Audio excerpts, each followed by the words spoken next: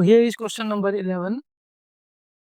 2-point charges placed in a medium of a dielectric constant 5 are at a distance small r between them. Experience a electrostatic force capital F. The electrostatic force between them in vacuum at the same distance will be. तो बच्चों इस question को करने से पहले मैं आपको कुछ कॉन्सेप्ट समझा दे रहा हूँ कूलम्स लॉ से related. According to Coulomb's law बच्चों, अगर हमारे पास 2 पॉइंट चार्जेस हैं Q1 और Q2, अगर हमारे पास बच्चों 2 पॉइंट कोई चार्ज है और अगर इनके बीच का जो सेपरेशन वो स्मॉल r है, और अगर बच्चों इन दोनों चार्जेस के बीच का जो इंटरवेनिंग मीडियम है, लेट्स सपोज अगर वो एयर है, ठीक है, तो इन दोनों चार्ज के बीच जो इलेक्ट्रोस्टैटिक इंटरेक्शन होगा उसका मैग्नीट्यूड का फॉर्मूला होता है बच्चों 1/4 pi epsilon not into Q1 Q2 by R square.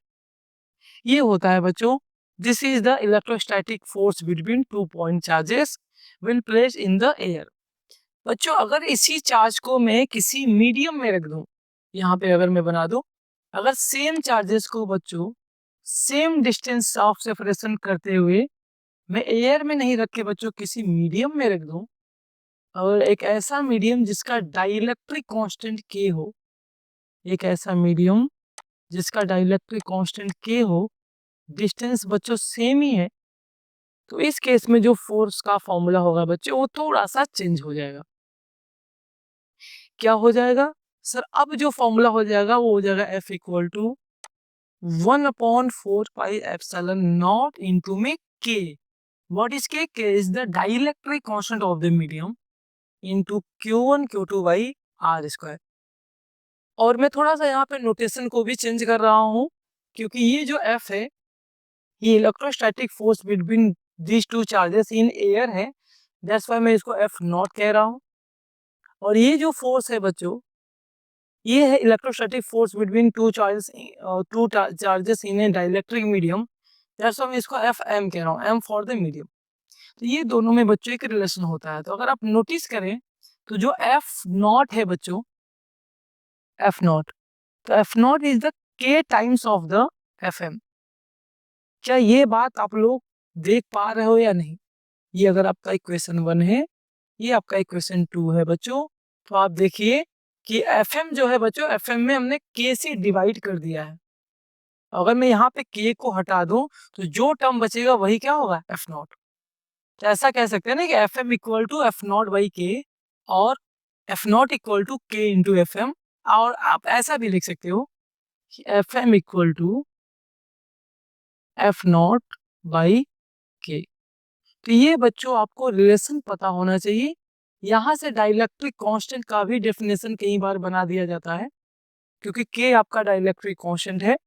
अगर बच्चों आपने डाइलेक्ट्रिक कांस्टेंट के बारे में पढ़ा होगा तो यहाँ से भी डाइलेक्ट्रिक कांस्टेंट का डेफिनेशन बना देते हैं, like K equal to F not upon FM। ये डाइलेक्ट्रिक कांस्टेंट का भी फॉर्मूला आपका आ गया बच्चों। यहाँ से आप इसके डेफिनेशन को भी देख सकते हैं, like dielectric constant of a medium is equal to the ratio of electrostatic force between two charges separated at a certain distance in free space to the electrostatic force of the same charges at the same distance in a dielectric medium। तो ये K का definition भी हो जाता है। फिलहाल हमने समझने में इसमें यहाँ पे समझना क्या है बच्चों, हमें ये समझना है कि जो डाइलेक्ट्रिक मीडियम में फोर्स की वैल्यू होगी वो फ्री स्पेस में जो फोर्स होगा उसका K टाइम्स होगा, 1/K टाइम्स होगा। या ऐसे बताइए कि जो फ्री स्पेस में बच्चों जो फोर्स की वैल्यू होगी, जो फ्री स्पेस में फोर्स की वैल्यू होगी वो डाइलेक्ट्रिक मीडियम में जो फोर्स होगा उसका K टाइम्स होगा। What is K? K is the dielectric constant. बस बच्चों इसी बात को आपको समझना है। आप दोनों बात कह सकते हो, जैसे आप ये भी कह सकते हो, जैसा कि यहाँ पे हमने लिखा हुआ है force on A force between the two charge particle in a dielectric medium is equal to the force on a charge particle or force on that charge particle in free space divided by K। और ऐसा भी कह सकते हो कि force between two charges in air is equal to the k times of the force between that two charges in the dielectric medium. यहाँ पे बच्चों इसी के बेस पे आपको इसी थ्योरी पे क्वेश्चन दिया हुआ है, अगर आप नोटिस करें तो यहाँ पे कह रहा है कि जो डाइलेक्ट्रिक मीडियम में फोर्स की वैल्यू है बच्चों वो आपको एफ है, मतलब आपको एफ एम की वैल्यू गिवन है यहाँ पे। कितना है सर? ये सर हमारा एफ है। ठीक है सर, ये आपका मान लीजिए फर्स्ट इक्वेशन हो गया। हमें सर पूछ क्या रहा है? हमें पूछ रहा है बेटा electrostatic force between them in the vacuum, means बच्चों हमें एफ नॉट पूछ रहा है, एफ नॉट पूछ रहा है। तो अभी अभी तो हमने बताया बच्चों एफ नॉट क्या होगा? K times of the F M. K क्या है? डाइलेक्ट्रिक कांस्टेंट यहाँ पे गिवन है, और एफ एम कितना है बच्चों? हमें यहाँ पे गिवन है एफ। ये आपका हो जाएगा बच्चों के times of the means 5 times of the F. ये एफ नॉट आपको पूछ रहा था, और यहाँ पे आपका ऑप्शन नंबर 1 करेक्ट हो गया। एक बार बच्चों मैं इसको फिर से समझा रहा हूँ इस क्वेश्चन को, कि यहाँ पे जो दो चार्जेस थे बच्चों, अगर ये एयर में रखे हुए हैं तो इलेक्ट्रोस्टैटिक फोर्स का फॉर्मूला ये होगा। अगर सेम दो चार्जेस किसी डाइलेक्ट्रिक मीडियम में रखे हुए हैं तो ये फॉर्मूला होगा। बच्चों दोनों को आपस में डिवाइड कर दो तो एक रिलेशन मिलेगा, F naught is equal to the K times of the F M, और F M equal to the F naught times of K, और ऐसा भी कह सकते हो K equal to F naught upon F M. तो sir हमें given क्या था? ये देखिए ये हमें क्या गिवन है, क्वेश्चन पढ़िए बच्चों। 2 point charge place in a medium, medium वाला बात कर रहा है बच्चों, of dielectric constant 5 at a distance small r between them experience a force of F. ये जो बच्चों में फोर्स दिया है ये फ्री स्पेस में नहीं दिया है, ये इन ए मीडियम दिया हुआ है, मीन्स ये एफ एम की वैल्यू है। तो सर हमें एफ एम की वैल्यू गिवन है ना? कितना दिया एफ? तो आप यहाँ पे मैं फिर से सॉल्व कर दे रहा हूँ। चलो एफ एम की वैल्यू बच्चों कितना दिया है? सर ये दिया है आपका एफ। अच्छा हमें क्या पूछ रहा है? The electrostatic force between them in the vacuum. Sir हमें तो एफ नॉट पूछ रहा है, एफ नॉट यहाँ पे रख दो इक्वल टू के की वैल्यू कितना है? 5। तो बच्चों यहाँ से क्लियरली एफ नॉट की वैल्यू आपको मिल जाएगा, F not equal to 5 times of the F. This is your answer. ठीक है, आई होप कि ये क्वेश्चन आपको समझ में आ गया हो, और अगर बच्चों इसमें कोई भी आपको डाउट है तो प्लीज एक बार इसको रिपीट जरूर कर लीजिएगा इस लेक्चर को। जब ये लेक्चर लाइव क्लास खत्म हो जाएगा आप इसको जरूर रिपीट करके एक बार देखेंगे। आई होप कि आपको समझ में आ जाएगा ये, अगर अभी भी कोई डाउट आपको बचा है। तो प्यारे बच्चों अब चलते हैं अपने नेक्स्ट क्वेश्चन की तरफ। यहाँ पे बच्चों एक क्वेश्चन दिया हुआ है, और क्वेश्चन कह रहा है बच्चों consider a uncharged conducting sphere, A positive charge point charge is placed outside the sphere, the net charge on the sphere is then। ये बच्चों ओवरऑल इलेक्ट्रोस्टैटिक इंडक्शन के ऊपर क्वेश्चन है, तो बहुत ही सिंपल सा क्वेश्चन है, मैं इसको पहले समझा दे रहा हूँ। मान लीजिए हमारे पास यहाँ पे एक चार्ज स्फीयर है, चाहे एक न्यूट्रल स्फीयर है जैसा कि अनचार्ज स्फीयर क्वेश्चन में बोला गया है, और ये कंडक्टिंग स्फीयर है। लेट्स सपोज इसका रेडियस है कैपिटल आर।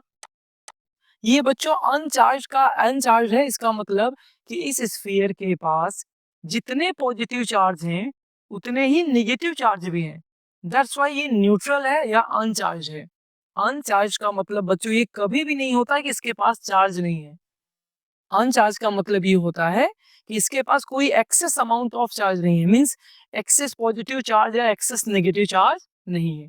जितना पॉजिटिव चार्ज है उतना ही नेगेटिव चार्ज है। अब क्वेश्चन कह रहा है कि एक हमें कंसीडर कर लेना है अनचार्ज कंडक्टिंग स्फीयर, ये positive point charge is placed outside the sphere. अगर मैं कोई एक पॉजिटिव पॉइंट चार्ज यहाँ पर प्लेस कर दूं आउटसाइड द स्फीयर, तो सर क्या होगा? देखो बच्चों, क्योंकि इस स्फीयर के पास पॉजिटिव चार्ज भी है और नेगेटिव चार्ज भी, तो ये पॉजिटिव चार्ज, ये जो पॉजिटिव चार्ज है जो स्फीयर के अंदर बच्चों पॉजिटिव चार्ज है उसको रिपेल करेगा, और जो स्फीयर के अंदर नेगेटिव चार्ज है उसको अट्रैक्ट करेगा।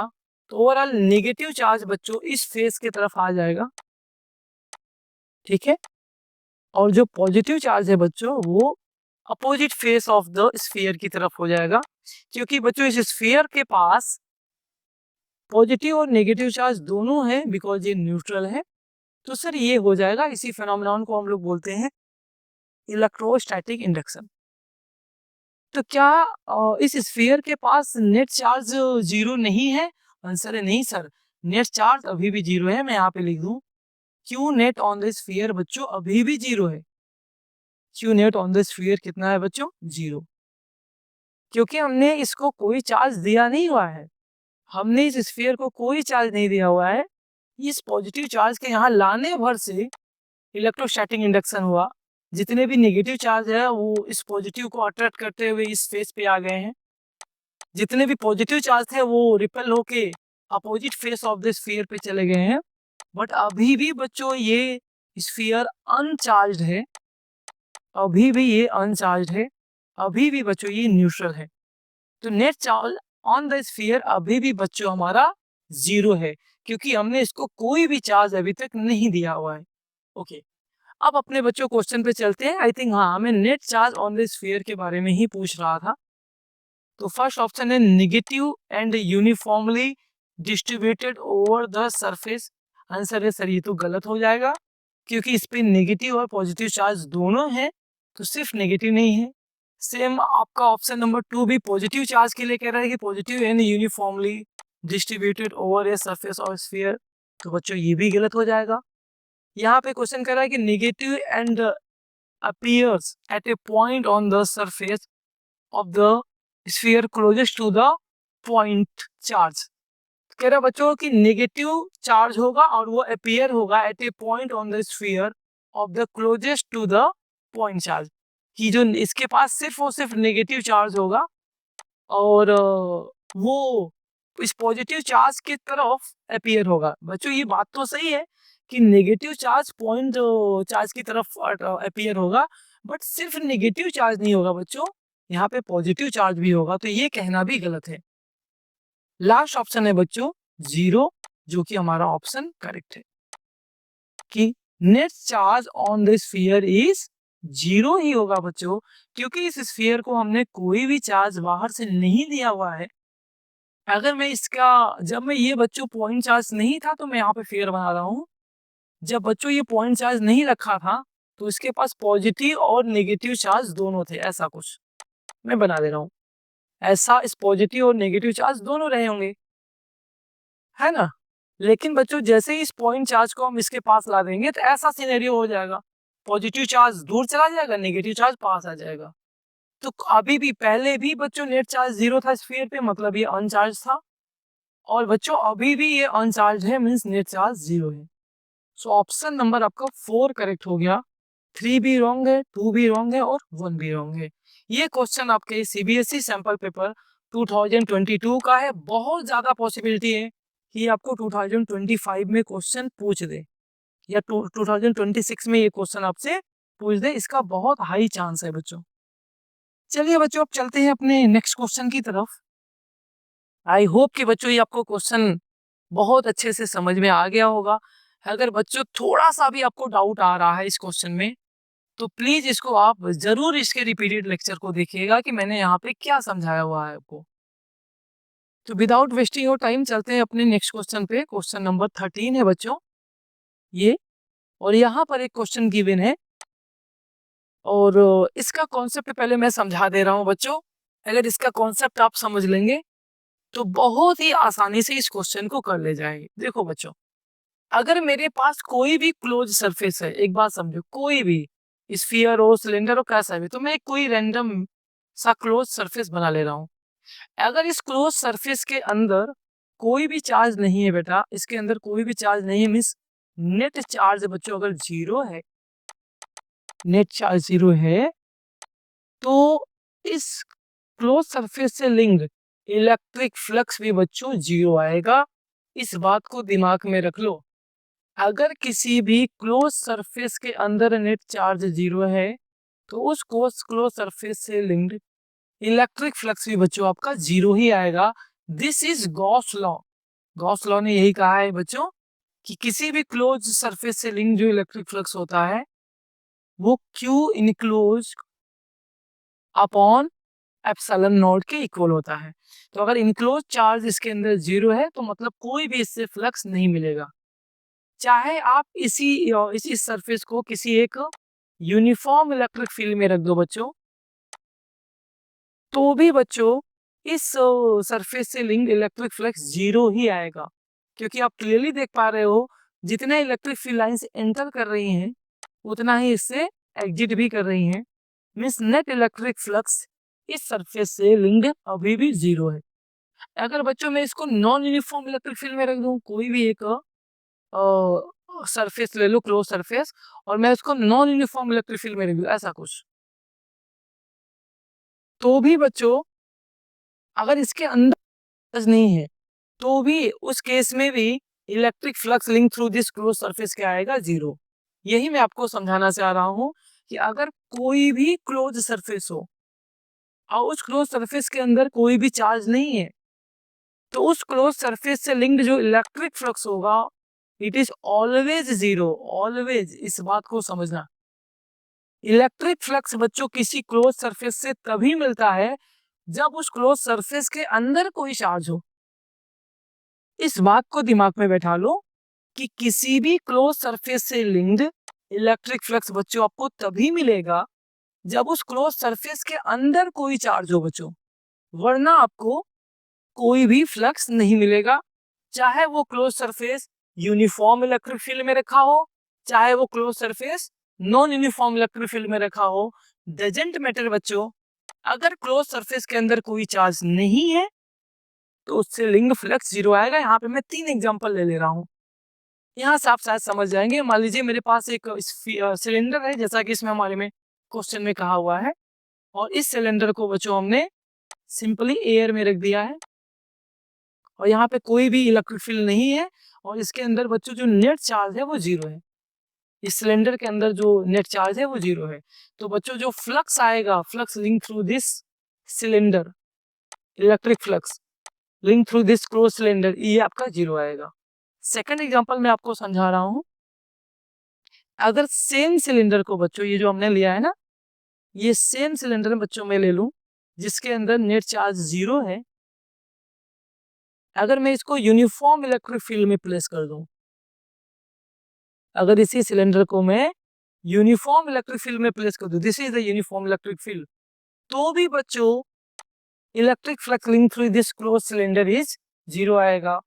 अगर इसको मैं नॉन यूनिफॉर्म इलेक्ट्रिक फील्ड में रख दूं, एग्जांपल नंबर 3 में यहाँ बनाने का ट्राई कर रहा हूँ, अगर मैं इसको नॉन यूनिफॉर्म इलेक्ट्रिक फील्ड में रख दूं, ऐसा कुछ, this is a non uniform electric field,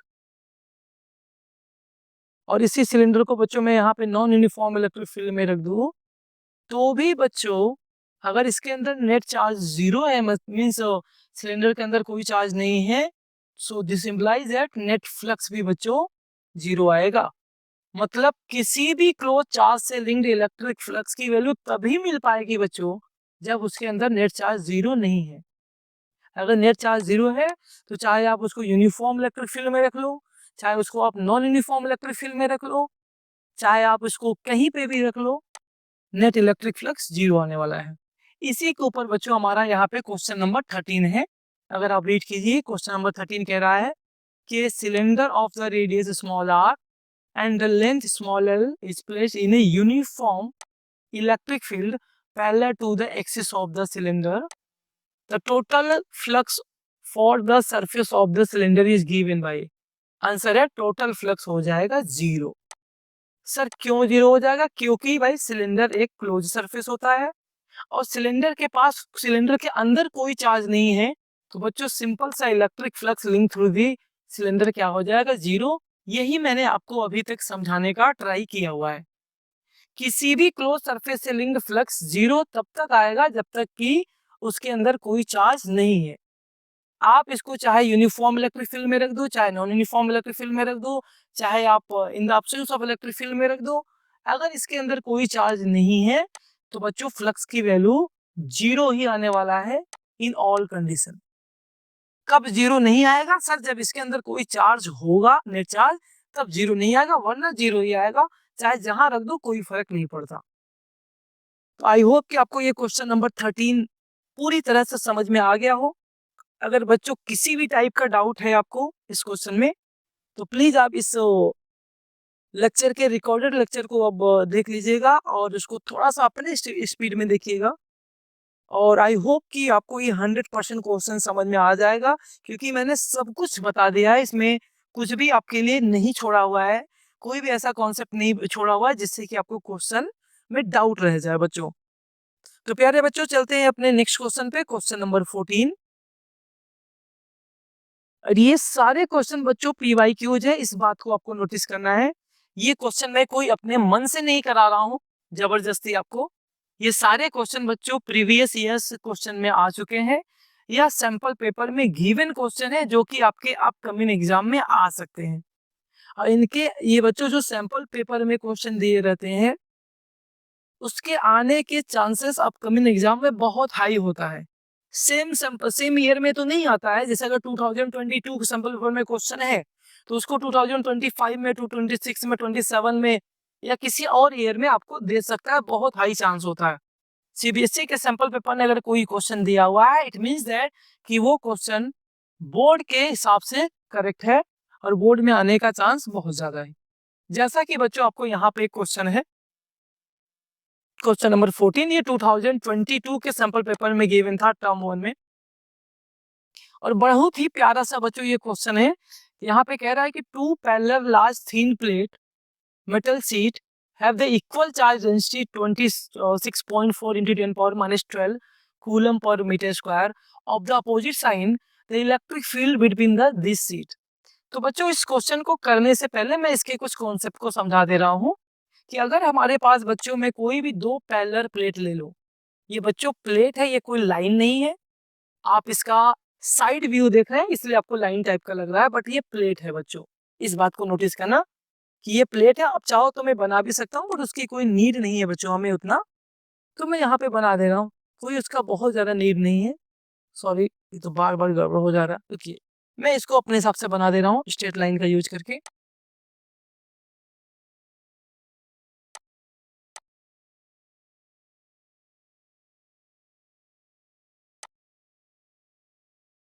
ठीक है बच्चों, आई थिंक कि अब ये सही हो जाए।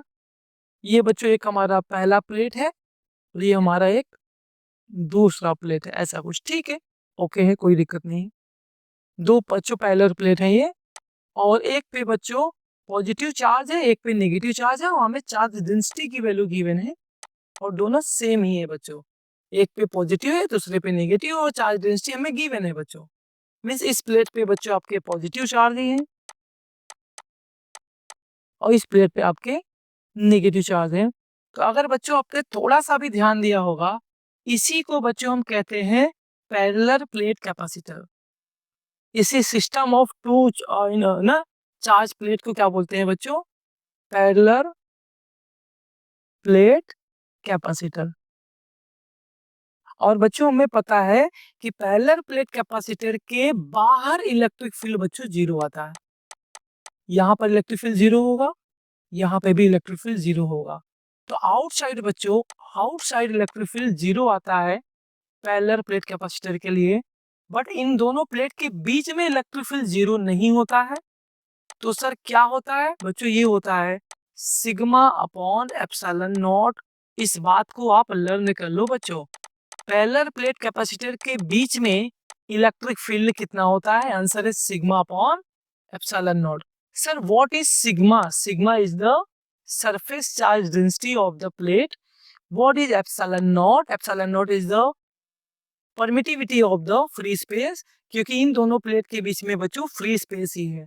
अगर इन दोनों प्लेट के बीच में फ्री स्पेस नहीं होता, कोई एक डाइलेक्ट्रिक मीडियम होता, तो यहाँ पे हम एप्सिलॉन नॉट की जगह पे एप्सिलॉन लेते हैं, where epsilon is the permittivity of that dielectric medium. ठीक है, तो ये बच्चों हमारा फॉर्मूला होता है electric field between the two parallel plate of the capacitor, sigma upon epsilon not. बच्चों यही हमें क्वेश्चन में पूछा हुआ है। यहाँ पे देखिए हमें सिग्मा की वैल्यू गिवन है और हमें बच्चों इलेक्ट्रिक फील्ड के बारे में पूछ रहा है। तो सिंपल सा अगर मैं सॉल्यूशन यहाँ करने जाऊँ तो एक लाइन में बच्चों आपका आंसर होगा कि क्योंकि यहाँ पे क्वेश्चन बोला है कि two parallel large thin metal sheet है हैव इक्वल चार्ज डेंसिटी, मतलब ये हो ना हो ये क्या है आपका एक? सर ये तो एक कैपेसिटर है। कैसा कैपेसिटर है सर? सर ये तो एक पैरेलल प्लेट कैपेसिटर है, और पैरेलल प्लेट कैपेसिटर के लिए क्या पूछ रहा है? Electric field between the these plates और these sheets, तो बच्चों हम क्या करेंगे, सिंपल सा फॉर्मूला अप्लाई कर लेंगे कि electric field between the parallel plate sheet और parallel plate capacitor equal to sigma upon में एप्सिलॉन नॉट। बच्चों यहाँ पे सिग्मा की वैल्यू गिवन है 26.4 इंटू 10⁻⁻12।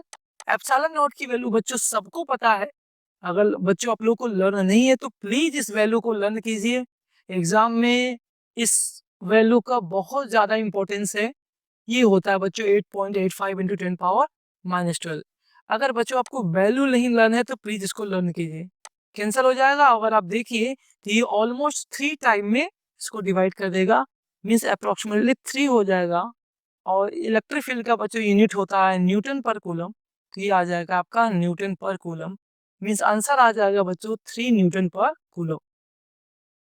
तो एक बार मैं बच्चों फिर से समझा दे रहा हूँ कि यहाँ पे जो क्वेश्चन गिवन है वो पैरेलल प्लेट कैपेसिटर के लिए गिवन है, जिसमें एक प्लेट पे पॉजिटिव चार्ज होता है, दूसरे पे नेगेटिव चार्ज होता है। हमें यहाँ पे सरफेस चार्ज डेंसिटी बच्चों गिवन है और हमें कह रहा है कि इन दोनों प्लेट के बीच में इलेक्ट्रिक फील्ड कितना होगा। तो हमें पता है बच्चों कि पैरेलल प्लेट कैपेसिटर के बीच में जो इलेक्ट्रिक फील्ड होता है वो सिग्मा अपॉन एप्सिलॉन नॉट होता है। फॉर योर काइंड इन्फॉर्मेशन, ये इलेक्ट्रिक फील्ड यूनिफॉर्म होता है, मतलब डिस्टेंस के साथ चेंज नहीं होता है। इस बात को भी बच्चों याद रखना, मैं यहाँ पे बना दे रहा हूँ। ये इलेक्ट्रिक फील्ड बच्चों मेरे यूनिफॉर्म इलेक्ट्रिक फील्ड होता है।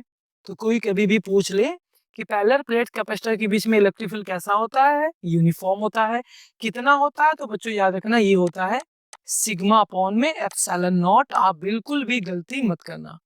और बच्चों इसी पे आपको क्वेश्चन पूछा हुआ था, सिग्मा की वैल्यू गिवन था 26.4 इंटू 10⁻⁻12 और बच्चों एप्सिलॉन नॉट की वैल्यू हमें पता होती है 8.85 इंटू 10⁻⁻12। ये दोनों वैल्यू को बच्चों हमने यहाँ पुट कर दिया और पुट करने के बाद बच्चों इसको सॉल्व कर दिया, आंसर आ गया हमारा 3। आई होप कि बच्चों ये आपको क्वेश्चन समझ में आ गया है, क्योंकि मैंने काफी इसको डिटेल में समझा दिया है। अगर फिर भी बच्चों आपको कोई डाउट बच जा रहा है तो आप इसी लाइव लेक्चर के रिकॉर्डेड पार्ट को आप देख सकते हैं। विद इन 24 आवर ये आपके यूट्यूब पे रिकॉर्डेड फॉर्म में अपलोड हो जाएगा, तो आप वहां से भी बच्चों इसको आप रिवाइज कर सकते हैं। अगर आपको समझ में नहीं आ रहा तो आपको पैनिक होने की जरूरत नहीं है, आपको और ज्यादा केयरफुल होके इसको पढ़ने की जरूरत है। अगर कोई भी क्वेश्चन आपको डाउट आ रहा है या समझ में थोड़ा कम आ रहा है तो उसमें आपको पैनिक होने की जरूरत नहीं है, उसमें आपको उसको रिवाइज करने की जरूरत है और भी उसको डिटेल में पढ़ने की जरूरत है। तो चलते हैं बच्चों अपने नेक्स्ट क्वेश्चन पे, question number 15।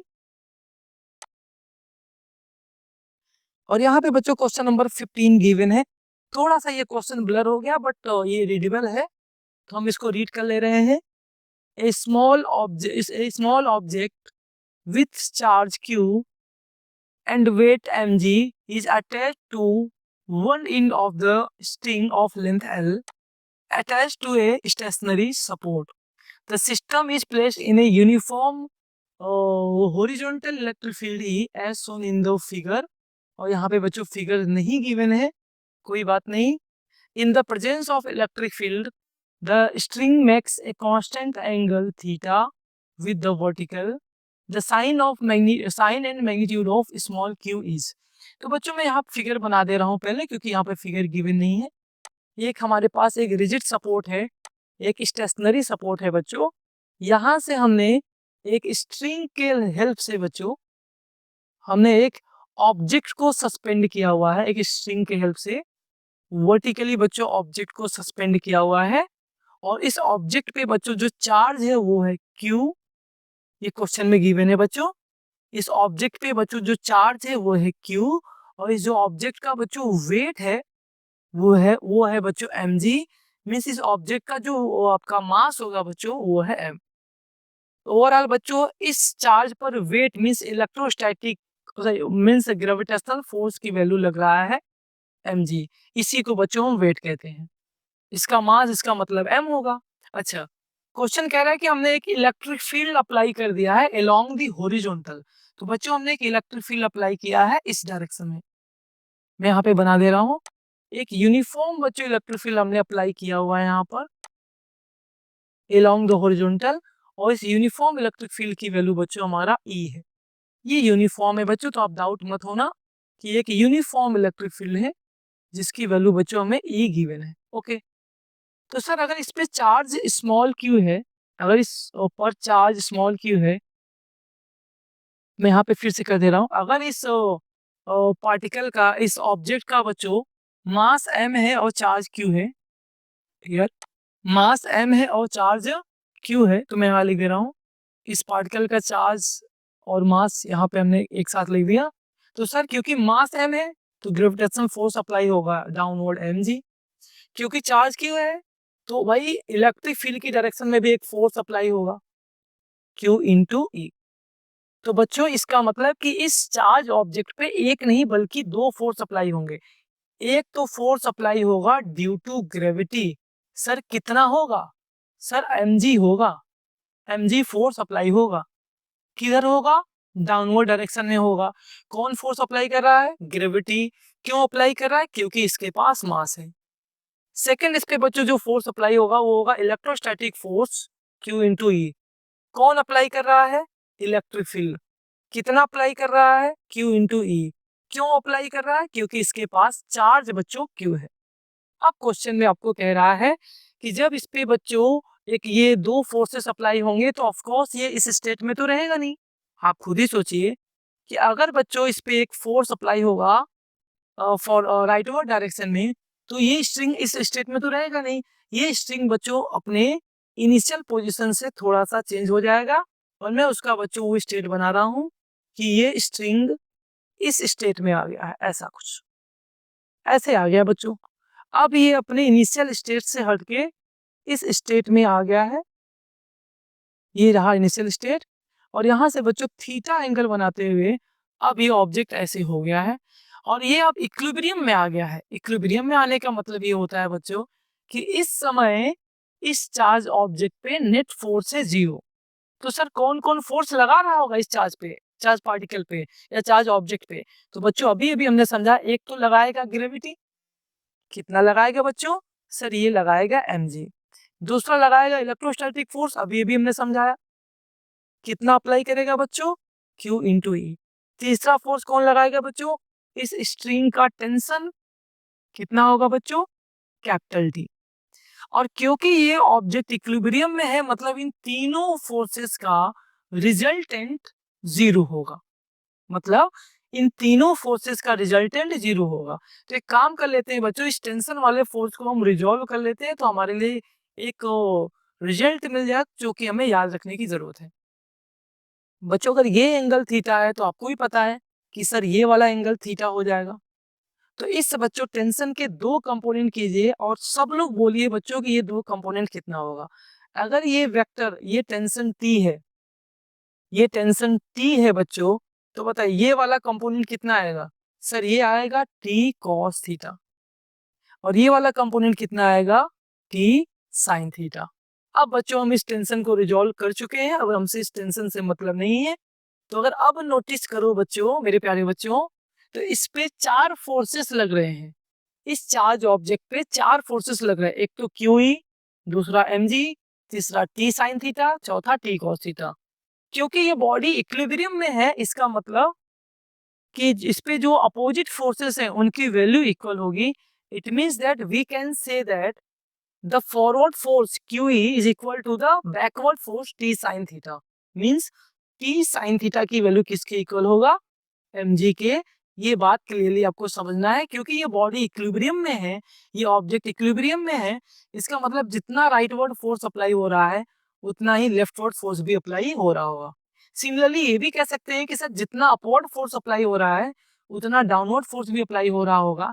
Means T cos theta की वैल्यू सर कितना है आपका, सर ये T sin थीटा QE है, सॉरी इट्स माय मिस्टेक, मुझे इसको इरेज करना पड़ेगा। ये बच्चों आपका QE है, 1 सेकेंड इरेज करना पड़ेगा इसको। ओके ठीक है, नाउ हम इसको कर लेते हैं बच्चों कि T sin थीटा अगर आप नोटिस करो तो ये Q इंटू ई है, सॉरी फॉर माय मिस्टेक। और जो बच्चों T cos थीटा आएगा वो अगर आप देखिए तो वो mg के इक्वल है। ये रहा बच्चों आपका mg, ये आपका mg के बच्चों इक्वल है। तो अगर दोनों इक्वेशन को आपस में डिवाइड कर दो मेरे बच्चों तो क्या आ जाएगा, sir T is equal to T tan theta हो जाएगा साइन अपॉन कॉस, तो टी टेन थीटा हो जाएगा, टी से टी कैंसिल हो जाएगा, सॉरी, यहाँ पे आ जाएगा tan theta equal to Q E upon में एम जी। बच्चों ये इतना इंपॉर्टेंट फॉर्मूला है कि इस पे क्वेश्चन बोर्ड एग्जाम में पूछ ही देता है और बच्चे इस क्वेश्चन को नहीं कर पाते। ये बच्चों इंपॉर्टेंट रिलेशन याद रख लेना कि अगर कोई भी चार्ज पार्टिकल फ्रीली सस्पेंड हो किसी स्ट्रिंग से और वो ड्यू टू इलेक्ट्रोस्टैटिक रिपल्सन वो कुछ एंगल बना के इक्विलिब्रियम पोजीशन में आ जाए, तो इस केस में बच्चों याद रखना कि tan थीटा की वैल्यू किसके इक्वल होगी, QE अपॉन mg। इसका और मैं शॉर्टकट ट्रिक बता देता हूँ कि tan थीटा किसके इक्वल हो जाएगा बच्चों, QE मतलब electrostatic force divide by gravitational force. बच्चों ये तो आप प्यारे बच्चों याद ही कर लेना, बहुत ही इंपॉर्टेंट फॉर्मूला है। अगर ये फॉर्मूला याद होगा तो आप आराम से कोई भी क्वेश्चन कर सकते हैं। जैसे यहाँ पे हमें क्वेश्चन पूछा हुआ है कि sign of the charge Q, तो भाई साइन कैसा होगा, क्योंकि ये जो आपका पॉइंट चार्ज है बच्चों इलेक्ट्रिक फील्ड की डायरेक्शन में डेविएट हुआ है, इट मींस दैट इसके पास पॉजिटिव चार्ज होगा, ठीक है। और सेकेंडली बच्चों हमें इसका मैग्नीट्यूड पूछ रहा है, तो यहाँ से देखिए फॉर्मूला आपके मिल जाएगा, यहाँ से आप क्यू की वैल्यू बता सकते हो, Q equal to M G upon, ये आपका एम जी इधर चला जाएगा, एम जी अपॉन में क्यू टेन थीटा, मैं यहाँ पे लिख दे रहा हूँ देखो, क्योंकि बच्चों हमें यहाँ पे फॉर्मूला पता है ना, मैं यहाँ पे कर दे रहा हूँ, क्योंकि बच्चों हमें पता है फॉर्मूला कि टेन थीटा की वैल्यू होती है क्यू ई अपॉन में एम जी। बच्चों हमें क्यू की वैल्यू पूछ रहा है, तो क्यू क्या हो जाएगा sir, M G right hand side में लेफ्ट हैंड साइड में जाएगा, ई भी लेफ्ट हैंड साइड में जाएगा, डिवाइड में हो जाएगा इनटू में tan theta. Sir this is our answer. मैं इसको फिर से लिख दे रहा हूं कि Q की वैल्यू हो जाएगा mg बाई ई इंटू में tan theta. This is our answer. और यही बच्चों हमें क्वेश्चन में पूछा हुआ है कि what is the magnitude of Q। तो बच्चों मैग्नीट्यूड हो गया कितना, mg by E tan theta, जो कि यहाँ पे हमें मिल गया है। और कैसा होगा बच्चों, पॉजिटिव होगा, क्योंकि ये जो चार्ज है वो इलेक्ट्रिक फील्ड की डायरेक्शन में उसमें फोर्स अप्लाई हो रहा है। दैट्स वाई बच्चों चार्ज का साइन जो होगा वो होगा आपका पॉजिटिव। सो ऑप्शन नंबर ए आपका बच्चों रॉन्ग है, बी आपका बच्चों करेक्ट है, ऑप्शन बी। ऑप्शन सी आपका रॉन्ग हो गया, इनकरेक्ट, ऑप्शन डी भी आपका इनकरेक्ट। इस बच्चों रिलेशन को बहुत अच्छे से याद रखना, ये बहुत ही इंपॉर्टेंट है, इस रिलेशन को हमेशा याद रखना। इस चार्ज के फॉर्मूले को भी बच्चों हमेशा याद रखना, बहुत ही इंपॉर्टेंट है। ये सारा फॉर्मूला बच्चों, ये रिलेशन को भी याद रखना, ये सारा फॉर्मूला जो मैं बता रहा हूँ सबके सब बहुत इंपॉर्टेंट फॉर्मूले हैं, ठीक है। ये जो इक्वेशन 1 है, इक्वेशन 2 है, ये भी बच्चों सबके सब इंपॉर्टेंट इक्वेशन है। इसको बच्चों कभी भी मत भूलना, इसको 2-3 बार रिवाइज करके लर्न कर लेना। आई होप कि बच्चों ये जो क्वेश्चन नंबर 15 है ये आपको समझ में आ गया है। अगर किसी भी तरह का बच्चों आपको डाउट समझ में आ रहा है तो प्लीज इसके रिकॉर्डेड लेक्चर को आप एक बार रिवाइज कर लेना। मुझे बच्चों पूरा 100% मैं श्योर हूँ कि जो भी आपका डाउट इस समय है वो क्लियर हो जाएगा। आपको उसके लिए पैनिक होने की जरूरत नहीं है मेरे प्यारे बच्चों। अब चलेंगे बच्चों अपने नेक्स्ट क्वेश्चन पे, विच इज क्वेश्चन नंबर 16। यहाँ पे बच्चों क्वेश्चन नंबर 16 है, और इस क्वेश्चन को करने से पहले मैं थोड़ा सा इलेक्ट्रिक डायपोल की प्रॉपर्टी आपको समझा दे रहा हूँ। अगर बच्चों आपको याद हो तो इलेक्ट्रिक डायपोल के पास अपना एक इलेक्ट्रिक फील्ड होता है, और इलेक्ट्रिक डायपोल के इलेक्ट्रिक फील्ड का बच्चों 2-3 टाइप का फॉर्मूला आता है। जैसे एट एक्सियल पोजीशन के लिए एक इलेक्ट्रिक फील्ड का फॉर्मूला आता है जिसकी वैल्यू होती है 1/4 pi epsilon not into 2p upon R cube. Sir ये किसका फॉर्मूला है, electric field due to electric dipole at axial point, इसका फॉर्मूला है बच्चों एट एक्सियल पॉइंट। सेम बच्चों फॉर्मूला आता है, ये मैं मैग्नीट्यूड बस लिख रहा हूँ बच्चों, साइन नहीं लिख रहा हूँ। अगर ये इक्वेटोरियल लाइन पे अगर इलेक्ट्रिक फील्ड हमको निकालना होगा, इक्वेटोरियल सॉरी, तो बच्चों इसी फॉर्मूले में बस 2 को हटा देना होता है, 1/4πε0 इंटू पी अपॉन में आर क्यूब, ये हो जाता है मेरे प्यारे बच्चों। अगर हमको एट एनी पॉइंट पे बच्चों इलेक्ट्रिक फील्ड का फॉर्मूला निकालना है एट एनी पॉइंट पे, तो ये होता है बच्चों P upon 4πε0 R cube square root of 3 cos square theta plus 1, ये आता है बच्चों। अब सर ये एक्सियल पॉइंट क्या होता है, इक्वेटोरियल पॉइंट क्या होता है, तो ये बच्चों आपको पता होना चाहिए कि अगर कोई मेरे पास एक इलेक्ट्रिक डायपोल है, इलेक्ट्रिक डायपोल मीन्स बच्चों जब हमारे पास एक नेगेटिव चार्ज हो और एक पॉजिटिव चार्ज हो और इनके बीच का सेपरेशन बहुत स्मॉल हो, तो इसी को हम बच्चों इलेक्ट्रिक डायपोल कहते हैं। और इस लाइन को बच्चों हम एक्सियल लाइन कहते हैं। आप इसको दोनों साइड बना सकते हो। तो दोनों बच्चों एक्सियल लाइन पर किसी भी एक पॉइंट पर, लेट्स सपोज ये पॉइंट पी है जो कि इस डायपोल के सेंटर से स्मॉल आर डिस्टेंस पे है, तो इस पॉइंट पी पे जो इलेक्ट्रिक फील्ड का फॉर्मूला होगा बच्चों वो ये होगा। इक्वेटोरियल लाइन इसको बोलते हैं जो इसके मिड पॉइंट से पास हो और डायपोल के परपेंडिकुलर हो, है ना, ये रहा इक्वेटोरियल लाइन। इक्वेटोरियल लाइन पे किसी भी पॉइंट पी पर आर डिस्टेंस पर अगर कोई पॉइंट पी है, तो यहाँ पे बच्चों जो इलेक्ट्रिक फील्ड का फॉर्मूला होगा वो आपका ये होगा। मैं यहाँ पे लिख दे रहा हूँ, electric field due to electric dipole at a equatorial point, ये है बच्चों। लास्ट बच्चों आता है कि एट एनी पॉइंट, मतलब अगर इलेक्ट्रिक डायपोल में अगर कोई पॉइंट हमने एक्सियल पे नहीं लिया, कोई इक्वेटोरियल पे नहीं लिया, कोई एक ऐसा रैंडम पॉइंट ले लिया यहाँ पे पी, जिसका भी बच्चों यहाँ से distance let's suppose small r है, तो उस केस में बच्चों इलेक्ट्रिक फील्ड का फॉर्मूला ये हो जाता है। बट अगर आपने नोटिस किया होगा मेरे प्यारे बच्चों, तो तीनों केस में इलेक्ट्रिक फील्ड की वैल्यू जो है बच्चों वो डिस्टेंस के क्यूब के इनवर्सली प्रोपोर्शनल है। एक बात समझना कि जो इलेक्ट्रिक फील्ड की वैल्यू है बच्चों वो डिस्टेंस के क्यूब के इनवर्सली प्रोपोर्शनल है। मींस अगर मैं डिस्टेंस को बच्चों, ये जो डिस्टेंस है, अगर मैं इनके बीच का जो डिस्टेंस है ये डायपोल का सेंटर और पॉइंट पी का, अगर मैं इस डिस्टेंस को 2 टाइम इंक्रीज करूंगा, तो इलेक्ट्रिक फील्ड 2 टाइम डिक्रीज नहीं होगा मेरे प्यारे बच्चों। 2 का क्यूब कर लो, जो कि 2 2 जा 4 2 जा 8 मींस 8 टाइम डिक्रीज हो जाएगा। फिर से मैं समझा रहा हूं, अगर आपने डिस्टेंस को अगर आपने बच्चों डिस्टेंस को 2 टाइम इंक्रीज किया, तो इलेक्ट्रिक फील्ड 8 टाइम डिक्रीज हो जाएगा।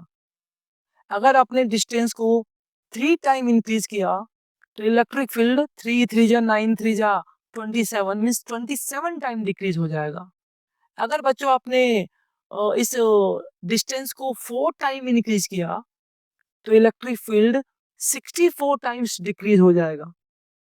मींस डिस्टेंस और इलेक्ट्रिक फील्ड में लीनियर रिलेशन नहीं है, ये एक इनवर्स क्यूब रूट और क्यूब का रिलेशन है। और जो बच्चों रिलेशन इलेक्ट्रिक फील्ड के लिए आता है वही डिस्टेंस, वही बच्चों formula same to same electric force के लिए भी आता है। So we can also say that कि अगर कोई पॉइंट चार्ज रखा हुआ है कहीं यहाँ पर, है ना, तो उस पर जो इलेक्ट्रिक डायपोल फोर्स अप्लाई करेगा वो फोर्स भी बच्चों डिस्टेंस के क्यूब के इनवर्सली प्रोपोर्शनल होगा। Means force on a point charge due to an electric dipole is directly proportional to the 1 upon cube root of distance between center of the dipole to the point charge। ऐसा मैं क्यों कह रहा हूं, क्योंकि मेरे प्यारे बच्चों फोर्स का फॉर्मूला होता है Q इंटू ई। तो जो फोर्स का बच्चों यहाँ पे पैटर्न बनेगा वही इलेक्ट्रिक फील्ड का भी पैटर्न होगा। ये बात को आपको समझना है।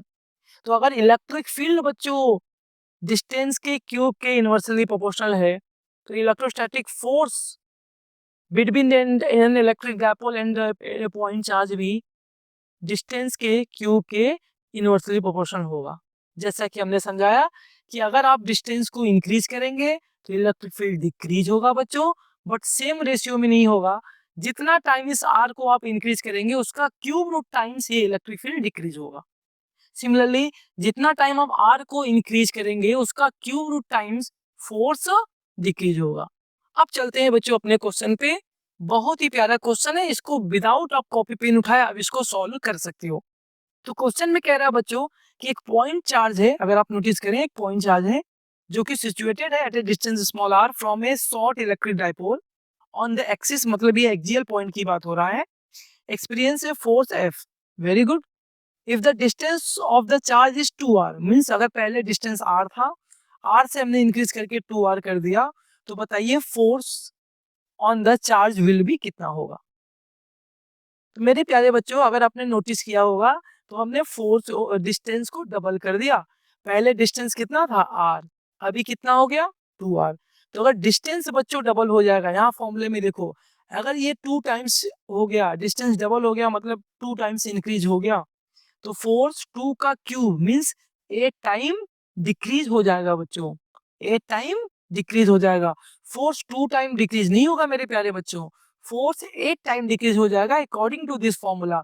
इस बात को हमेशा याद रखना कि अगर आपने डिस्टेंस को 2 टाइम इंक्रीज कर दिया अकॉर्डिंग टू क्वेश्चन, पहले डिस्टेंस r था अभी 2r हो गया है, तो अगर डिस्टेंस बच्चों 2 टाइम इंक्रीज हुआ है तो जो फोर्स होगा वो 2 का क्यूब मीन्स 2 2 जा 4 2 जा 8, 8 टाइम डिक्रीज हो जाएगा।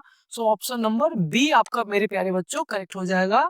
Option number A, option number C, option number D, ये सारे ऑप्शन रॉन्ग हो जाएंगे। आई होप मेरे प्यारे बच्चों ये क्वेश्चन आपको समझ में आ गया है और आप ये सारे इंपॉर्टेंट फॉर्मूले को भी आप लर्न कर चुके होंगे। अगर बच्चों किसी भी टाइप का डाउट होता है तो प्लीज इसके रिकॉर्डेड लेक्चर से आप इसको जरूर रिवाइज कर लेना, कोई प्रॉब्लम नहीं है। मैंने हर एक क्वेश्चन को बहुत ही डीपली एक्सप्लेन किया हुआ है, इस तरह से एक्सप्लेन किया हुआ है कि अगर कोई टॉपिक आपको याद भी नहीं है तो भी आप इसको इजीली कर पाओ। ठीक है, तो अगर कोई भी आपको 1% भी डाउट आ रहा है किसी क्वेश्चन में या कुछ भी समझ नहीं आ रहा है तो प्लीज इसके रिकॉर्डेड लेक्चर को आप देख लेना एक बार। तो चले मेरे प्यारे बच्चों क्वेश्चन नंबर 17 पे। हियर इज क्वेश्चन नंबर 17 और बच्चों ये 2023 का क्वेश्चन आप आ गया, क्योंकि अभी तक जो हम लोग क्वेश्चन कर रहे थे वो 2022 का क्वेश्चन था। अब बच्चों हमने 2023 का क्वेश्चन करना स्टार्ट कर चुके हैं। इसी तरह से 2024 का क्वेश्चन करेंगे, 2025 का क्वेश्चन करेंगे हम। तो आपको जरा सा भी पैनिक होने की जरूरत नहीं है। जितने भी क्वेश्चन बच्चों अभी तक आपके लास्ट 10 ईयर्स में आए हुए हैं, सारे इंपॉर्टेंट क्वेश्चन को मैं इसी वीडियो लेक्चर में आपको एक्सप्लेन करूंगा। आपको और कहीं पे भी जाने की जरूरत नहीं है। तो मेरे प्यारे बच्चों, इस क्वेश्चन को कराने से पहले मैं आपको कुछ कॉन्सेप्ट समझा देता हूँ। तो मुझे आपको बताना है बच्चों की जो electric field due two point charge का जो फॉर्मूला होता है मेरे प्यारे बच्चों, वो होता है E equal to 1/4 pi epsilon not into Q by में r स्क्वायर, जैसा कि फोर्स का होता है। तो बच्चों हम ऐसा कह सकते हैं कि जो इलेक्ट्रिक फील्ड होता है sir due two point charge, वो डिस्टेंस के स्क्वायर के डायरेक्टली प्रोपोर्शनल होता है। बच्चों ये इलेक्ट्रिक डाइपोल नहीं है, ये पॉइंट चार्ज है मेरे प्यारे बच्चों। मैं यहाँ पे लिख दे रहा हूँ वरना आप अभी आर्ग्यू करना शुरू कर दोगे। ये पॉइंट चार्ज के लिए है मेरे प्यारे बच्चों। पॉइंट चार्ज के लिए बच्चों जो इलेक्ट्रिक फील्ड होता है वो डिस्टेंस के स्क्वायर के इनवर्सली प्रोपोर्शनल होता है। बच्चों जब भी ऐसा कहीं पे भी आपको रिलेशन मिल जाए तो तुरंत एक फॉर्मूला बना लेना। फॉर एग्जांपल यहाँ पे E1/E2 इक्वल टू, क्योंकि यहाँ पे बच्चों रेसिप्रोकल में है तो कर लो R2 square upon R1 square. तो आपको फटाफट ये रिलेशन को स्टेब्लिश कर लेना है। सर ये फॉर्मूला कहाँ यूज कर सकते हैं? आंसर है जब दो पॉइंट चार्ज के बीच की डिस्टेंस को चेंज कर रहा हो और इलेक्ट्रिक फील्ड पूछ रहा हो, जब किसी पॉइंट चार्ज के से पॉइंट ऑफ ऑब्जर्वेशन का डिस्टेंस को चेंज कर रहा हो और इलेक्ट्रिक फील्ड पूछ रहा हो, बाकी सारे पैरामीटर कांस्टेंट हो, तो हम इस फॉर्मूले को यूज करेंगे। अगर इलेक्ट्रिक फील्ड सिर्फ और सिर्फ डिस्टेंस के साथ बच्चों कहीं पे वेरी कर रहा हो और आपको दो case they they, for example जैसा कि क्वेश्चन ने आपको दिया है, तो उस केस में आप इस फॉर्मूले का यूज कर सकते हैं, बिंदास यूज कर सकते हैं, क्योंकि ये फॉर्मूला हमने electric field due two point charge से ही डिराइव किया हुआ है अभी अभी आपके सामने। अब आते हैं अपने क्वेश्चन पे। जैसा कि मैं आपको क्वेश्चन का पैटर्न बता रहा था कि the magnitude of electric field due to a point charge object at a distance of 4 metre is 9। बच्चों आपको क्वेश्चन कह दिया कि 4 मीटर डिस्टेंस पे जो इलेक्ट्रिक फील्ड है वो 9 न्यूटन पर कूलम है। तो from the same charge object the electric field of magnitude 16 newton per coulomb, what will be the distance. मैंने कहा ना बच्चों आपको ऐसे पूछ देगा, यहाँ पे क्वेश्चन ने पूछ दिया कि अगर 9 न्यूटन कूलम का इलेक्ट्रिक फील्ड 4 मीटर डिस्टेंस पे हमें मिल रहा है तो बताइए 16 newton per coulomb electric field कितने डिस्टेंस पे मिलेगा? अभी अभी तो मैंने समझाया कि जब कभी भी ऐसा सेम चार्ज वाला कंडीशन आ जाए मेरे प्यारे बच्चों, तो ये आप फॉर्मूला बिंदास यूज कर लेना। तो क्वेश्चन में क्या कह रहा है कि अगर भाई 9 न्यूटन पर कूलम का इलेक्ट्रिक फील्ड मींस ये आपका E1 है, कितने डिस्टेंस में मिल रहा है? 4 मीटर पे, मींस ये आपका R1 है। तो बताइए 16 न्यूटन पर कूलम का इलेक्ट्रिक फील्ड मींस आपका E2 है, कितने डिस्टेंस में मिलेगा? मींस आपको R2 बच्चों पूछ रहा है। तो सिंपल सा बच्चों हम इसको सॉल्व करने जा रहे हैं। क्या फॉर्मूला यूज करेंगे? यही वाला कि सर E1 अपॉन E2 की वैल्यू होती है R1 square upon R2 square. Sir E1 कितना है? मींस पहले इलेक्ट्रिक फील्ड कितना था? सर पहले तो 9 था। ओके। E2 कितना है? मींस बाद में कितना हो गया है? सर बाद में तो 16 हो गया है। ओके। R1 मींस पहले डिस्टेंस कितना था पॉइंट ऑफ ऑब्जर्वेशन का और चार्ज ऑब्जेक्ट से? सर डिस्टेंस तो 4 मीटर था, तो 4 का स्क्वायर हो जाएगा 16। ये R2 होगा, sorry sorry sorry, R2 upon R1, sorry for my mistake. Sir ये अच्छा R2, सर R2 तो हमें पता करना है। R1 कितना है बच्चों? सर ये तो 16 है अकॉर्डिंग टू क्वेश्चन। कि देखिए R1 की वैल्यू बच्चों आपका 4 है, 4 का स्क्वायर करेंगे तो 16 आ जाएगा। तो यहाँ 16 से 16 कैंसिल हो गया मेरे प्यारे बच्चों। तो R2 स्क्वायर की वैल्यू क्या मिल गया? 9 आ गया बच्चों।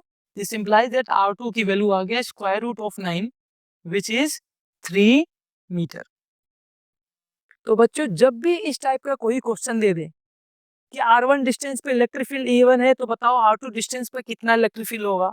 या E1 electric field R1 distance पे है, तो बताओ E2 इलेक्ट्रिक फील्ड कितने डिस्टेंस पे होगा? तो सिंपल से मेरे प्यारे बच्चों, अगर पॉइंट चार्ज के लिए कहा है तो ये फॉर्मूला आप अप्लाई कर लेना, एक लाइन में आपका आंसर आ जाएगा, जैसा कि मैंने यहाँ पे सॉल्व किया है। ठीक है, मैं इसको एक बार फिर से सॉल्व कर देता हूँ क्योंकि यहाँ पे बहुत सारा हौच पौच हो गया है। तो जिन बच्चों को समझ नहीं आया उनके लिए एक अपॉर्चुनिटी है कि वो फिर से इस क्वेश्चन को सॉल्व कर ले मेरे साथ। मैं इसको फिर से बच्चों सॉल्व करने के लिए जा रहा हूँ। 1 सेकेंड, इसको मैं कंप्लीटली इरेज कर देता हूँ। मैं सारा फॉर्मूला बच्चों लिख दूंगा, आपको उसमें परेशान होने की जरूरत नहीं है। क्या फॉर्मूला याद रखना है मेरे प्यारे बच्चों कि sir for the point charge, for the point charge हमें पता है सर कि जो इलेक्ट्रिक फील्ड होता है वो सर डिस्टेंस के स्क्वायर के डायरेक्टली इनवर्सली प्रोपोर्शनल होता है। Sir so we can say that कि E1 upon E2 is equal to the R2 upon R1 का होल ऑफ स्क्वायर, ऐसा भी कह सकते हो बच्चों। ठीक है, और कोई लोग इसको ऐसा भी लिख सकते हैं कि E1 upon E2 equal to R2 square upon R1 square, ऐसा बच्चों आप कह सकते हो। ठीक है, अब बच्चों आता है क्वेश्चन में हमारे, जैसा कि क्वेश्चन में गिवन है, अगर मैं इस क्वेश्चन को सॉल्व करने जाऊं तो हमें बच्चों E1 की वैल्यू गिवन है, इलेक्ट्रिक फील्ड कह रहा है कि 9 न्यूटन पर कूलम है, कितने डिस्टेंस पे है बच्चों? R1 की वैल्यू दिया है 4 मीटर पे। E2 की वैल्यू भी गिवन है बच्चों 16 न्यूटन पर कूलम, कह रहा है कितने डिस्टेंस पर इलेक्ट्रिक फील्ड हमें मिलेगा? तो R2 की वैल्यू बच्चों आपको पूछ रहा है, क्वेश्चन मार्क कर लो, सेम फॉर्मूला अप्लाई कर लो। मैं यहाँ पे सॉल्यूशन स्टार्ट कर रहा हूँ कि E1 अपॉन E2 मीन्स 9, यहाँ पे मैं लिख दे रहा हूँ E1 अपॉन E2 की वैल्यू होती है बच्चों R2 square divide by R1 square. This implies that E1 की वैल्यू है 9, E2 की वैल्यू है 16, R2 की वैल्यू बच्चों मेरे पता करना है, R1 की वैल्यू हमारा 4 है, बट यहाँ पे R1 स्क्वायर रखना है तो ये 16 हो जाएगा, 16 से 16 कैंसिल हो जाएगा मेरे प्यारे बच्चों। R2 स्क्वायर हो जाएगा आपका 9, this implies that R2 equal to 3 metre. This is your answer बच्चों, दिस इज योर आंसर बच्चों। अगर किसी भी बच्चों को, किसी भी स्टूडेंट को ये क्वेश्चन नहीं समझ में आया है तो प्लीज इसके आप रिकॉर्डेड लेक्चर को जरूर एक बार अवेल करना। मेरा पूरा बच्चों गारंटी है, 100% मेरी गारंटी है कि आपको ये क्वेश्चन समझ में आ जाएगा, अगर आपको 1% भी अभी डाउट हो रहा है तो। बाकी मैंने बच्चों इसको कंप्लीटली यहाँ पे एक्सप्लेन कर दिया है आपके लिए लाइव क्लास में ही। तो अब मेरे प्यारे बच्चों चलते हैं अपने नेक्स्ट क्वेश्चन पे। यहाँ पर एक नेक्स्ट क्वेश्चन आ गया और बहुत ही प्यारा और बहुत ही सिंपल सा क्वेश्चन है। जैसा कि आप लोग अब देख पा रहे हैं कि सब क्वेश्चन अब 2023 का आ रहा है ना? अब 2023 वाला क्वेश्चन आना स्टार्ट हो गया है। ठीक है, तो अब इसी टाइप के बच्चों 2024 के भी क्वेश्चन आएगा, 2025 के भी क्वेश्चन आएंगे, तो वन बाय वन हम इसको सॉल्व कर रहे हैं। तो यहाँ पे मेरे प्यारे बच्चों अगर आप देखेंगे तो एक बहुत ही प्यारा सा क्वेश्चन दिया हुआ है और सिंपल सा एक फॉर्मूला हमें पता है। अगर आपको इलेक्ट्रिक फील्ड का डेफिनेशन याद हो बच्चों, तो electric field at any point is equal to the is equal to the force on unit test charge. This is the formula for electric field या standard formula of electric field. यही होता था मेरे प्यारे बच्चों कि इलेक्ट्रिक फील्ड का formula क्या होता था, force on unit test charge, जिसका यूनिट होता था बच्चों न्यूटन पर कूलम। इसी इसी बच्चों फॉर्मूले के ऊपर आपको बेस्ड एक क्वेश्चन दिया है, कह रहा है कि एक इलेक्ट्रॉन है जो कि एक्सपीरियंस कर रहा है, ये एन आपको नहीं देना चाहिए, पता नहीं क्यों दे दिया है, इसको आप कट कर दो। An electron experience a force 1.6 into 10 power minus 16 Newton I cap, means ये जो फोर्स अप्लाई हो रहा है इलेक्ट्रॉन पे वो आपके एक्स एक्सिस की डायरेक्शन में है। In an electric field of vector E, तो इलेक्ट्रिक फील्ड की वैल्यू कितनी होगी। तो बच्चों ई की वैल्यू पूछ रहा है। तो मेरे प्यारे बच्चों जब इलेक्ट्रॉन पे फोर्स आई कैप में लग रहा है तो इलेक्ट्रिक फील्ड किधर होगा सर, ये तो माइनस आई कैप में होगा। सर क्यों? मेरे प्यारे बच्चों नेगेटिव चार्ज पर इलेक्ट्रिक फील्ड की अपोजिट डायरेक्शन में फोर्स लगता है, पॉजिटिव चार्ज पर इलेक्ट्रिक फील्ड की डायरेक्शन में फोर्स लगता है। तो अगर इलेक्ट्रिक फील्ड की डायरेक्शन राइटवर्ड है बच्चों, तो जो नेगेटिव चार्ज होगा वो लेफ्टवर्ड मूव करेगा, जो पॉजिटिव चार्ज होगा वो राइटवर्ड मूव करेगा, क्योंकि पॉजिटिव चार्ज पर इलेक्ट्रिक फील्ड की अलोंग फोर्स लगता है और नेगेटिव चार्ज पर इलेक्ट्रिक फील्ड की अपोजिट डायरेक्शन में फोर्स लगता है। So we can say that मेरे प्यारे बच्चों कि अगर इलेक्ट्रॉन पे जो फोर्स की डायरेक्शन है वो आपके एक्स कैप में है, मीन्स आई कैप में है, means along the x axis है, सॉरी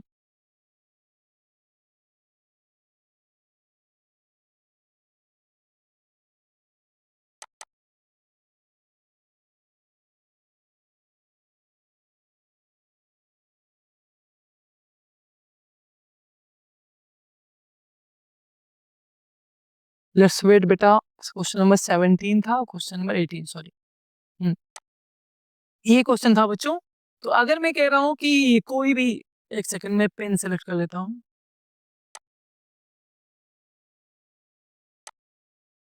ओके, अगर बच्चों किसी भी इलेक्ट्रॉन पे अगर जो फोर्स की डायरेक्शन है वो है आई कैप की डायरेक्शन में है, तो जो इलेक्ट्रिक फील्ड होगा बच्चों वो जे कैप की डायरेक्शन में होगा। एक बार बच्चों मुझे कलर सिलेक्ट कर लेने दो, थिकनेस आपका हाई कर लेता हूं। ओके, तो बच्चों अगर इलेक्ट्रिक फील्ड की डायरेक्शन आई कैप में, वो इलेक्ट्रिक फोर्स की डायरेक्शन आई कैप में है, तो जो फील्ड होगा बच्चों इलेक्ट्रिक फील्ड वो माइनस आई कैप में होगा। मैं आपको यही कहना चाहता हूँ। सो बच्चों यहाँ पर मीन्स हम ऐसा कह सकते हैं कि जो इलेक्ट्रिक फील्ड का फॉर्मूला होता है वेक्टर ई कैप, वो होता है बच्चों vector F dot upon Q. तो बच्चों देखिए एफ की वैल्यू हमें गिवन है विच इज 1.6 इंटू 10⁻16। ये एफ की वैल्यू है आई कैप। चार्ज की वैल्यू बच्चों हमें इलेक्ट्रॉन पे पता है -1.6 इंटू 10⁻19। बच्चों ये आपका 16 है। तो ये बात याद रखना बच्चों कि इलेक्ट्रिक फील्ड का फॉर्मूला होता है force per unit test charge. और यहाँ पे बच्चों ये जो इलेक्ट्रिक फील्ड, ये जो फोर्स की बात हो रही है वो इलेक्ट्रॉन पे बात हो रहा है, तो ऐसा भी कह सकते हैं कि force on an electron is equal to the Q into E, और electric field equal to the force upon में चार्ज। तो यहाँ पे बच्चों किसका चार्ज लेना है, इलेक्ट्रॉन का, क्योंकि किस पे चार्ज हम एक्सपीरियंस करने वाले हैं, इलेक्ट्रॉन पे। इलेक्ट्रॉन पे चार्ज कितना होता है सर, -1.6 इंटू 10⁻19। इलेक्ट्रॉन पे फोर्स कितना लग रहा है सर, 1.6 इंटू 10⁻16। तो बच्चों सिंपल सा कैंसिल कर दो, कितना आ गया भाई 10⁻3, यहाँ पे माइनस कर लो, माइनस ये कैंसिल होके 1 आ जाएगा, 1.0 इंटू 10⁻+3। क्योंकि ये बच्चों इलेक्ट्रिक फील्ड है तो इसका यूनिट हो जाएगा न्यूटन पर कूलम। और इसकी जो डायरेक्शन होगा बच्चों, यहाँ पे आई कैप बचा हुआ तो इसको आप आई कैप कर लो, इसको ब्रैकेट में करने के बाद आप इसको आई कैप कर लो। सो हमारा इलेक्ट्रिक फील्ड की वैल्यू बच्चों, मैं फिर से एक बार सॉल्व कर दे रहा हूँ जिन बच्चों को डाउट है। इलेक्ट्रिक फील्ड का फॉर्मूला होता है फोर्स अपॉन में चार्ज, फोर्स अपॉन में चार्ज। तो बच्चों फोर्स अप्लाई हो रहा है 1.6 into 10⁻16 Newton in the direction of I cap. और बच्चों जो चार्ज है पार्टिकल का, वो पार्टिकल कौन है, इलेक्ट्रॉन, वो है सर -1.6 इंटू 10⁻19। बच्चों ये आपका 1.6 कैंसिल हो जाएगा, क्या मिल जाएगा -1.0 इंटू 10⁻³ डायरेक्शन है बच्चों आपका I cap. This is your answer. आप इसको ऐसा भी लिख सकते हो कि vector A equal to 1.0 into 10⁻³ minus I cap, जो कि बच्चों में स्टार्टिंग में ही आपको समझा रहा था कि अगर फोर्स बच्चों आई कैप की डायरेक्शन में है हियर, तो electric field minus I cap की डायरेक्शन में होगा, क्योंकि नेगेटिव चार्ज पे हमेशा इलेक्ट्रिक फील्ड की डायरेक्शन के अपोजिट में फोर्स लगता है, ना कि along the direction of electric field लगता है। तो इस बात को बच्चों आपको याद रखना है। एक बार अपने ऑप्शन पे चले तो ऑप्शन नंबर 1 हमारा गलत हो गया क्योंकि आई कैप दिया है। ऑप्शन बी करेक्ट हो गया, ऑप्शन सी भी बच्चों गलत हो गया, -3 है। ऑप्शन डी भी गलत हो गया, मीन्स ऑप्शन नंबर बच्चों बी आपका करेक्ट है। आई होप कि ये आपको बच्चों सारा क्वेश्चन समझ में आ गया होगा। कोई भी बच्चों किसी भी तरह का आपका डाउट नहीं होगा। किसी भी तरह के अगर बच्चों आपको डाउट समझ में आ रहा है अभी भी, तो प्लीज इस लेक्चर के आप रिकॉर्डेड पार्ट को आप अवेल कीजिए, रिकॉर्डेड वीडियो को आप अवेल कीजिए। आपको बच्चों जो भी 1-2%, 5%, 10% डाउट है, आई होप श्योर बच्चों की ये आपका सब खत्म हो जाएगा। अब चलते हैं बच्चों अपने क्वेश्चन नंबर 19 पे। और यहाँ पर एक बहुत ही प्यारा सा क्वेश्चन दिया हुआ है और बहुत ही कंफ्यूजिंग टाइप का है, बट सिंपल सा क्वेश्चन है ये सिर्फ कंफ्यूज करने के लिए बच्चों इतना बड़ा स्टेटमेंट दे दिया है, बट ये बच्चों क्वेश्चन बहुत इजी है। यहाँ पे कह रहा है कि two charged charges Q1 and Q2 are placed at the center of the two spherical conducting cell of radius R1 and R2 respectively. The cells are arranged such that their centers are small d distance apart. The force on Q2 due to the Q1 is. बच्चों इसको मैं करके ही समझा देता हूँ, मेरे लिए सबसे बेस्ट वही रहेगा। देखो मेरे प्यारे बच्चों, यहाँ पे दो स्फीयर के बारे में बात कर रहा, तो मान लीजिए एक स्फीयर यहाँ पे है और दूसरा स्फीयर यहाँ पे है, ठीक है। इनका रेडियस जो भी होगा, यहाँ पे रेडियस गिवन भी है बच्चों कि इसका रेडियस R1 है और इस क्या बोलते हैं स्फीयर का रेडियस R2 है, और इनके बीच का बच्चों जो सेपरेशन है मेरे प्यारे बच्चों, वो है स्मॉल डी। और स्मॉल डी बच्चों बहुत ज्यादा ग्रेटर है स्मॉल आर से, तो इसके कंफ्यूजन में आप लोग मत रहना। मतलब ये ओवरऑल मैं कह रहा हूँ कि ये आपका बहुत दूर दूर है दोनों स्फीयर। और यहाँ पे बच्चों जो चार्ज है इसके ऊपर, ये जो स्फीयर के पास जो चार्ज है बच्चों, वो आपका सेंटर पे बच्चों चार्ज रखा है Q1 सेंटर पे, स्फीयर पे चार्ज नहीं है, दोनों चार्ज सेंटर पे है। और यहाँ पे बच्चों चार्ज है Q2, ऐसा कुछ। तो ये बताइए अगर सेंटर पे प्लस Q चार्ज है, तो ये अंदर की तरह जो इलेक्ट्रोमैग्नेटिक इंडक्शन इलेक्ट्रोस्टैटिक इंडक्शन होगा, कैसा चार्ज आ जाएगा? नेगेटिव। अब अगर बच्चों अंदर की तरफ नेगेटिव चार्ज आ जाएगा, तो बाहर की तरफ इंडक्शन से कैसा चार्ज आ जाएगा बच्चों? पॉजिटिव। कितना चार्ज आ जाएगा सर? इक्वल इक्वल चार्ज ही आएगा। सिमिलरली यहाँ पे अगर बच्चों में बात करूं, तो अगर यहाँ पे Q2 charge plus Q2 charge है, तो इसके अंदर सरफेस के, इस स्फीयर के सरफेस के इनसाइड वाले सरफेस पे बच्चों नेगेटिव चार्ज इंड्यूस हो जाएगा। सिमिलरली आउटर सरफेस पे बच्चों पॉजिटिव चार्ज इंड्यूस हो जाएगा। कितना हो जाएगा? सेम अमाउंट में Q2। तो अब मैं आपको एक बार फिर से समझाता हूँ, क्योंकि कुछ बच्चों को डाउट हो सकता है। मैं यहाँ पे बना के फिर से समझा रहा हूँ कि बच्चों अगर कोई भी मेरे पास स्फीयर है और हमने एक सेंटर पे इस पे चार्ज रख दिया +Q, लेट सपोज, तो ये +Q की वजह से यहाँ पे इलेक्ट्रोस्टैटिक इंडक्शन होगा और इसके इनर सरफेस पे बच्चों -Q चार्ज इंड्यूस हो जाएगा और इसके आउटर सरफेस पे बच्चों +Q चार्ज इंड्यूस हो जाएगा। अभी भी बच्चों सरफेस पे चार्ज 0 ही है, बस due to electrostatic induction outer surface पे +Q चार्ज आ जाएगा और इनर सरफेस पे बच्चों -Q चार्ज इंड्यूस हो जाएगा। सेम बच्चों मैंने यहाँ पे वही काम किया हुआ है, ठीक है। अच्छा, क्या ये जो अंदर वाला चार्ज है Q1, क्या ये जो अंदर वाला चार्ज है Q2, क्या आपस में ये कोई फोर्स एग्जर्ट करेंगे? आंसर है नहीं।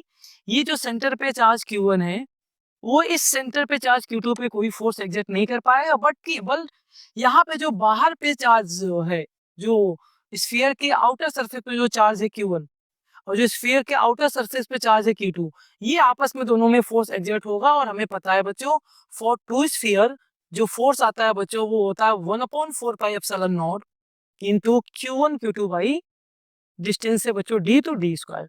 So this is your answer. फिर से मैं समझा रहा हूँ कि यहाँ पे 3 टाइप के चार्जेस हैं। एक तो जो सेंटर पे रखा हुआ है, तो ये सेंटर पे चार्ज Q1 इस चार्ज Q2 पे कोई फोर्स अप्लाई नहीं कर पाएगा। ये जो नेगेटिव चार्ज इंड्यूस हुआ है स्फीयर के अंदर Q1 और ये जो स्फीयर के अंदर इंड्यूस हुआ है -Q2, ये आपस में कोई फोर्स इंटरेक्ट नहीं कर पाएंगे। सिर्फ जो फोर्स अप्लाई होगा वो जो आउटर बच्चों चार्ज इंड्यूस हुआ है +Q1 और +Q2, इनके बीच एक इंटरेक्शन होगा जिसका फॉर्मूला बच्चों ये होगा 1/4πε0 Q1 Q2 by R square. यही बच्चों आपको क्वेश्चन में पूछ रहा था। सो ऑप्शन नंबर 1 आपका करेक्ट हो गया, 2 इनकरेक्ट, डी इनकरेक्ट और सी भी इनकरेक्ट। ओके बच्चों, तो आई होप कि आपको समझ में आ गया होगा ये क्वेश्चन। कोई भी डाउट है तो आप इसको फिर से रिपीट कर लीजिए। एक बार लाइव क्लास खत्म होने के बाद इसके रिकॉर्डेड लेक्चर को फिर से आप बच्चों अवेयर कर लीजिए।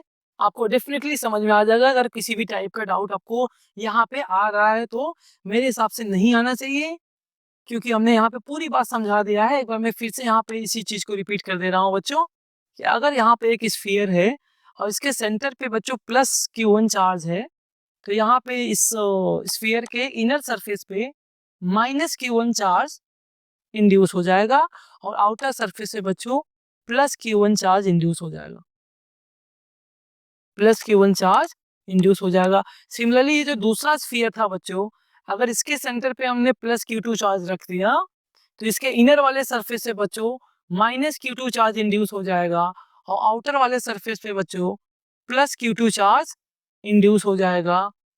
तो बच्चों ओवरऑल दोनों स्फीयर पे Q1 और Q2 चार्ज इंड्यूस हो जाएगा। दैट्स व्हाई इनके बीच एक फोर्स अप्लाई होगा। अकॉर्डिंग टू बच्चों कूलम्स लॉ, वो हमारा फोर्स आता है for two charge sphere 1/4πε0 into Q1 Q2 by distance है बच्चों इन दोनों के बीच का d, तो सर d स्क्वायर हो जाएगा। Sir this is our final answer. I hope कि सभी प्यारे बच्चों को ये समझ में आ गया होगा।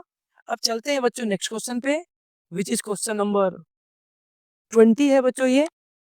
और ये क्वेश्चन बच्चों, ये तो इतना इंपॉर्टेंट क्वेश्चन है कि इसका कहना ही कुछ नहीं है, क्योंकि ये क्वेश्चन जहां तक मुझे लग रहा है कि हर एक साल के बाद ही रिपीट कर देता है। पता नहीं इस क्वेश्चन को सीबीएसई में क्या दिख जाता है, इस क्वेश्चन को हर साल सीबीएसई रिपीट कर देता है। ये क्वेश्चन आपके एनसीईआरटी के एक्सरसाइज में भी है। मेरे प्यारे बच्चों, ये क्वेश्चन मैंने डीपीपी में भी 3-4 बार कराया हुआ है। अगर आप लोग को डीपीपी के बारे में नहीं पता है तो बच्चों हमने डीपीपी भी कराया हुआ है इसी यूट्यूब चैनल पे, जिसको हम एक सेकेंड, जिसको हम बच्चों डेली प्रैक्टिस पेपर कहते हैं। हमने बच्चों डीपीपी भी कराया हुआ है, डेली प्रैक्टिस पेपर, और चैप्टर 1 का कराया हुआ है टॉपिक वाइज। हर एक टॉपिक में हम 30 क्वेश्चन करते हैं। जैसे चैप्टर 1 में बच्चों 5 टॉपिक्स हैं। पहला टॉपिक है इलेक्ट्रिक चार्ज, सेकंड टॉपिक है कूलम्स लॉ, थर्ड टॉपिक है इलेक्ट्रिक फील्ड, फोर्थ टॉपिक है इलेक्ट्रिक डायपोल एंड 5 टॉपिक है गॉस लॉ। बच्चों हर एक टॉपिक से हमने 30 क्वेश्चन कराए हुए हैं डीपीपी में। तो अगर आपने अभी तक उसको अवेल नहीं किया है, तो अगर आपको नीड लग रहा है तो आप उसको अवेल कर सकते हैं। हर एक बच्चों टॉपिक से हमने 30 क्वेश्चन कराए हुए हैं। मीन्स सिर्फ चैप्टर 1 से हमने बच्चों 150 क्वेश्चन आपको प्रैक्टिस के लिए कराए हुए हैं, जिसमें बच्चों नीट के पीवाईक्यूज भी है, जेईई मेंस के पीवाईक्यू भी है, सीबीएसई में आने वाला पीवाईक्यू है, एनसीईआरटी एक्सरसाइज है, एनसीईआरटी एग्जाम्पलर है। बहुत सारा चीज बच्चों हमने इस डीपीपी में आपको कराया हुआ है।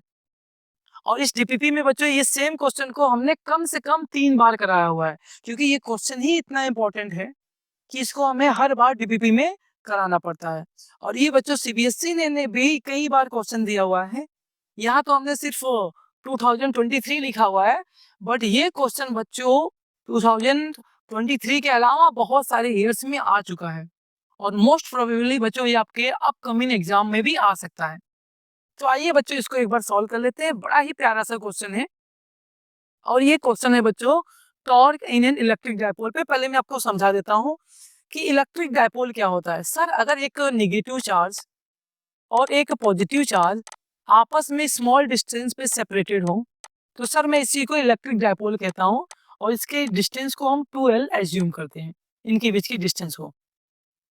इलेक्ट्रिक डायपोल का डायपोल मोमेंट होता है, जिसकी डायरेक्शन होती है -Q चार्ज से +Q चार्ज, जिसको हम वेक्टर P से रिप्रेजेंट करते हैं।